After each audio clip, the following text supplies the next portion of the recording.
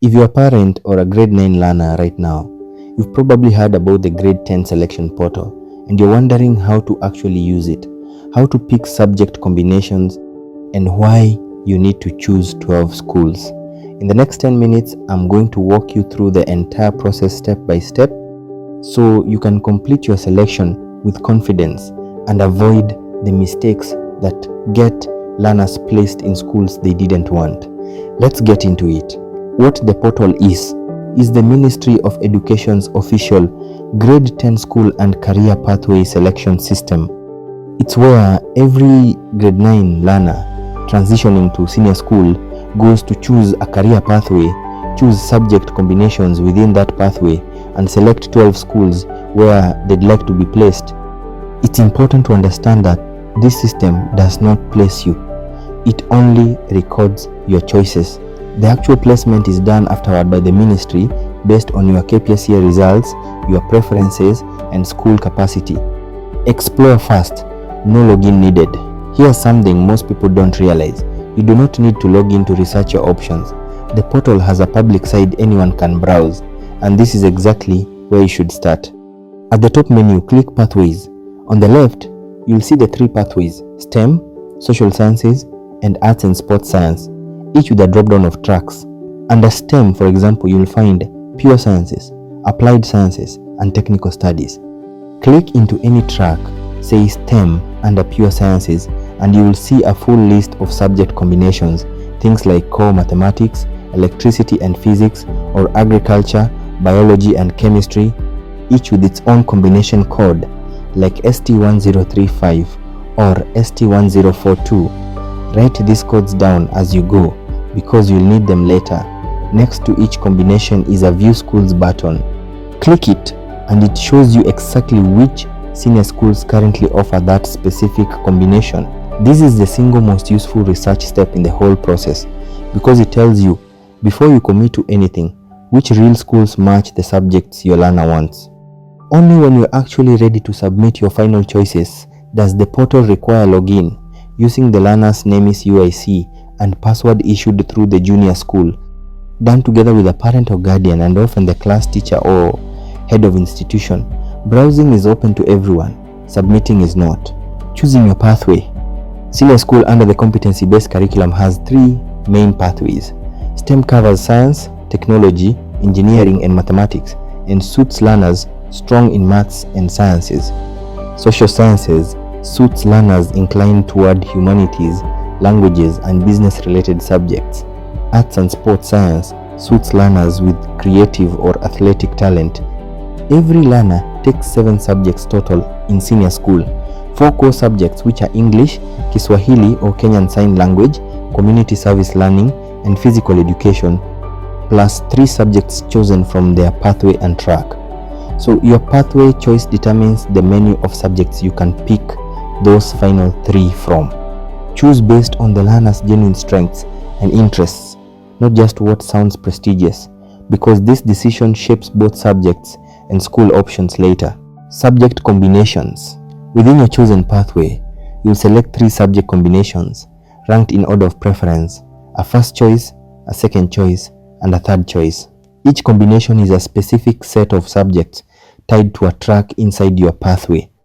Under STEM, for instance, you might see a combination heavy in physics and mathematics versus one leaning toward agriculture or computer studies. Take your time here. Your first choice combination carries the most weight in placement, so it should genuinely be the learner's strongest and most preferred option, not just a guess. Let's look at a real case example under STEM, Pure Sciences track, since these are the kind of combinations you'll actually see listed with their codes on the portal. A learner strong in maths and physics might rank core mathematics, electricity, and physics, combination code ST1035, as their first choice. Their second choice might be core mathematics, metalwork, and physics, code ST1039, which keeps the maths and physics strength but swaps in a more technical third subject. Their third choice could be agriculture, biology, and chemistry, code ST1042, as a slightly different direction that still plays to the learner's science strength while widening the pool of schools available to them. Ranking it this way means the learner's strongest, most preferred combination is tried first, with 2 genuinely acceptable alternatives behind it, rather than 3 combinations that all depend on getting into the same handful of schools. Choosing your 12 schools. Now here's the part everyone asks about, the 12 schools. This is not random. It follows a strict structure with 2 overlapping rules, one based on your subject combinations and one based on accommodation type. The first rule is by subject combination. For each of your 3 subject combinations, you choose 4 schools that offer that exact combination. 4 for combination 1, 4 for combination 2, 4 for combination 3, and that's your 12. The second rule is by accommodation type. Out of those same 12 schools, 9 must be boarding schools, and of those 9, 3 must be within your home county, while the remaining 6 should preferably be outside your home county. The remaining 3 schools must be day schools, located in your home sub-county. So essentially, you're building a list of 12 schools that satisfies both conditions at once, matching your subject combinations and matching the boarding, day, and county spread.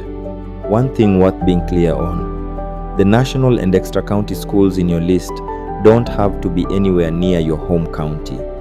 A learner based in Nakuru can list a national school in Kakamega or an extra county school in Machakos, as long as it offers the right subject combination.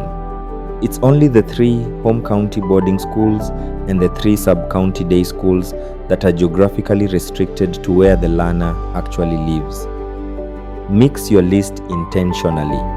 Include a couple of national schools from anywhere in the country, some extra county schools, again from anywhere, a few county schools within your home county, and your required sub-county day schools. This spread maximizes your chances of placement instead of competing only for the most sought-after schools. To actually build this list using the free browse tool, go back to Pathways, open your learner's chosen track, and for each of your 3 target subject combinations, click View Schools. From that results list, sort mentally into national schools, extra county schools within your home county, and day schools in your home sub-county. Build a shortlist of more than 4 per combination, since schools get full or drop combinations, and having backups avoids scrambling later. Cross-check that your final 9 boarding, 3 day, and county spread rules are satisfied before you log in to submit, because fixing this on paper first is far less stressful than editing live on the portal. Let's make this concrete with a case example. Say your learner is based in Nakuru County and their first choice combination is under STEM. For the national school slot, since it can be anywhere in the country, you might consider a strong national school outside Nakuru altogether, wherever it offers your exact combination. For extra county boarding options, which also don't have to be local, schools like Bahati Girls or Njoro Boys High School are the kind of institutions that fit that tier, though you could just as easily list an extra county school from another county entirely. For the 3 boarding slots that must be within the home county, a school like Street, Gabriel's Lanet in Nakuru fits that requirement. And for your 3 required day schools within the home sub-county, something like Nakuru Day Senior School in Nakuru East Sub-County would satisfy that part of the list. This is only an illustration of the mix you're aiming for: national and extra county schools drawn from anywhere in the country, alongside county and sub-county day schools tied to home. So always confirm on the portal itself using View Schools under your exact subject combination, whether each school actually offers that combination before adding it to your list, submitting and confirming.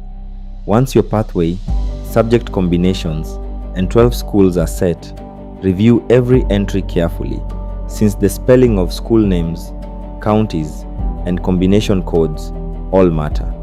Here's an important detail many parents miss. The learner and parent don't submit the final application directly to the ministry. Instead, once you've settled on your preferred combinations and your 12 schools, it's the junior school that goes in and formally applies on behalf of the learner using the school's login credentials to lock in those choices in the system.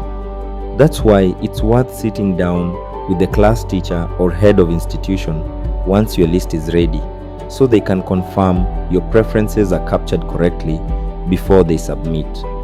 After submission, download or print your selection confirmation document for your records.